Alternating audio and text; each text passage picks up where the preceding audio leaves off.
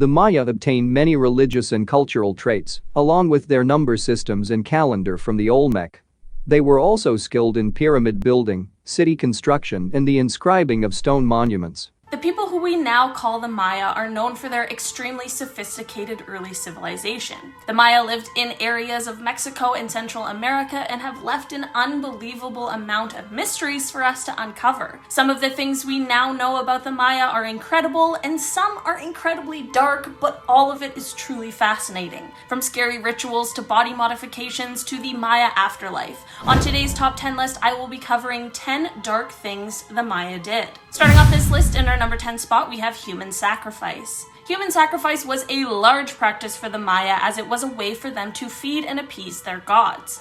It was actually one of the most important rituals that they could conduct. Normally, the person being sacrificed would have been an enemy warrior that was being held captive, but it was usually the more high-status prisoners that would be sacrificed, such as nobles or kings, as the lower-standing prisoners would be used for labor. The most common ways of sacrificing humans were either decapitation or heart extraction, but sometimes they would just mix it up with other terrifying methods, such as shooting them with arrows, throwing them into a deep sinkhole, or even entombing them alive to accompany a noble burial. These were less common because the most important part of the ritual was blood, as this is what was seen as the best nourishment for the gods. In our number 9 spot today, we have beauty standards. We talk a lot about impossible beauty standards in our lives today, and for good reason, and even all the way back then, the Maya had their own beauty standards, some of which were quite risky. Maya were known for deforming their skulls, and considering the fact that the skull wants to do literally anything other than be deformed,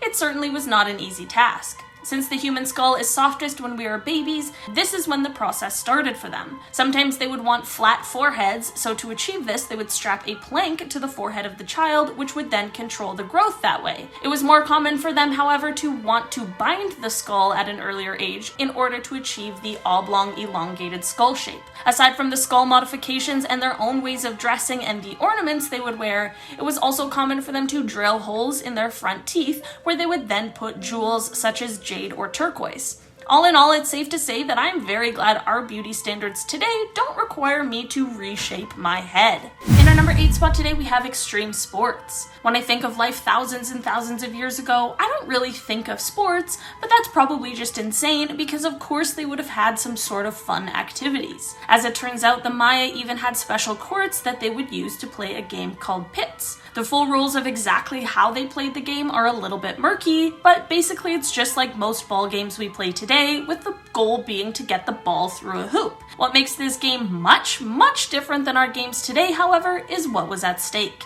They weren't just playing this game for fun, but it was a ritual. There is a story of an extremely high-stakes ball game in the Maya creation story, which is what led to this game being an important part of their culture. This game could sometimes lead the loser to being a human sacrifice. So there was certainly quite a bit on the line in these games. In our number 7 spot today, we have cross-eyed. We talked about the reshaping of heads already, but there's another aesthetic trait that the Maya revered, and it was being cross-eyed. The Maya god of sun, Kinnick Ahau, was cross-eyed, so it was believed that if a person had this trait, then they were favored by him. And of course, being the favorite of the sun god would be a pretty sweet deal. This is what led the Maya to this practice that would not be considered strange, but that obviously had very different meaning back then. Some children would have something dangled in between their eyes in the hopes that them focusing on it would end up leaving them with crossed eyes forever. In our number 6 spot today, we have the Maya dental practices. Aside from the jewels in their teeth, which is pretty cool, the Maya didn't stop there.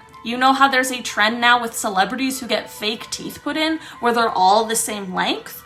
Well, the Maya would have absolutely hated that trend. Instead of filing their teeth in a straight line, the Maya instead filed their teeth to a sharp point. We aren't entirely sure why this was done, but the main beliefs include religion or social status, or possibly just aesthetics. There are some who believe that this was done as a way to emulate the jaguar, as this was an animal that was highly regarded in the Maya culture. You're probably wondering how they did this, and it truly is quite impressive. This would have been an extremely painful procedure, so it is likely that plants were used to help the patient, as there would have been many plants readily available to the Maya that had similar properties to Novocaine. And the person who was filing down the teeth would have had to have been an extremely talented person to be able to do this procedure with the limited resources available. In our number 5 spot today, we have the Maya afterlife. The afterlife is still a complicated and confusing thing for a lot of people, but for the Maya, it was an entirely different ballgame.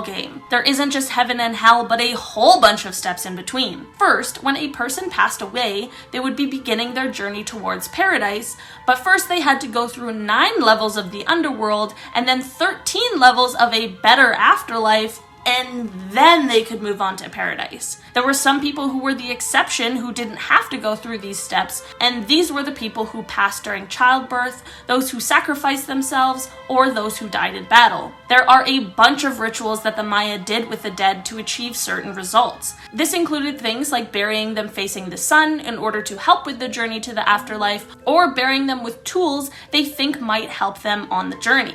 This all goes to show that the Maya really had a great respect for those who had passed, and really took a lot of care to ensure their arrival in paradise, which is truly such a beautiful thing. In our number 4 spot today, we have the end of Maya civilization. So here's the deal. We basically don't really know what ended the Maya civilization. It is believed that it was most likely a combination of famine and drought, as well as the change the environment saw due to the deforestation that happened for farming. This all would have caused there to be a lot of civil unrest, and it's likely that neighboring cities would have turned on each other. We do know, however, that it took around 200 years for the civilization to disappear, so it wasn't just one single event and was quite a process, which is a testament to show how strong the Maya people are. While talking about this, it is very important for me to note that I'm talking about the downfall of the Maya civilization and not the downfall of the Maya as people.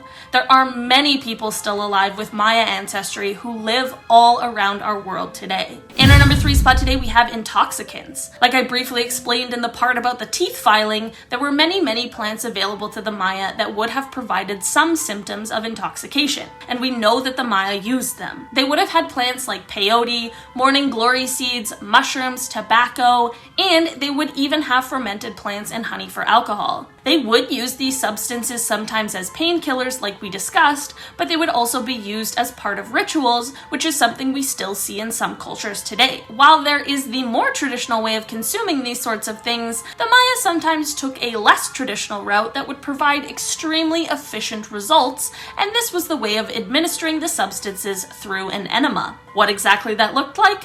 I'm not sure, and I think I'd prefer to keep it a mystery. It is, however, interesting that what is considered something more taboo today was widely celebrated back then. There's certainly something to be said for the Maya letting themselves really enjoy these things and finding the most efficient way to do it. In our number 2 spot today, we have the Underworld. So, we already discussed the steps involved in the afterlife, but we didn't really discuss the Maya version of hell, or the Underworld. The Mayas believed that the earth sat in the middle between heaven and hell. They believed that there were 9 layers beneath the earth and 13 layers above. Each of these 3 main sections were held up by a giant tree that had its roots in hell and the branches in heaven. It's obviously quite an elaborate setup, but there is one more belief they had relating to the underworld, and that is the belief that caves were the gateways. I can totally see why a dark and scary cave would seem like the entrance into the underworld, and this is actually what led to most rituals and sacrifice being conducted inside of them. In our number 1 spot today, we have the blood sacrifice. Like I mentioned previously, there are many Maya people still living today, and many of them still practice the same traditions and customs that were practiced all of those years ago, including prayer and offerings, as well as dancing and feasting, and even blood sacrifices. Since the human sacrifice has been ruled out in our modern society, they still need to find a way to satiate the gods' thirst for blood, so a sacrificial ritual still needs to ensue. This is why animal blood has now replaced the blood of humans in the sacrificial process. Apparently, it is normally the blood of chickens that is more commonly used now. This may seem inhumane to some who don't understand, but we do have to remember that these are practices that stem from the history of the Mayan culture, and it is rooted in a special belief. The sacrifice isn't done to dishonor the animal, but rather quite the opposite. Alright guys, that has been our list for today. Thank you so much for checking it out. I've been your host, Olivia Kozlowski, and I'll see you next time. Bye guys.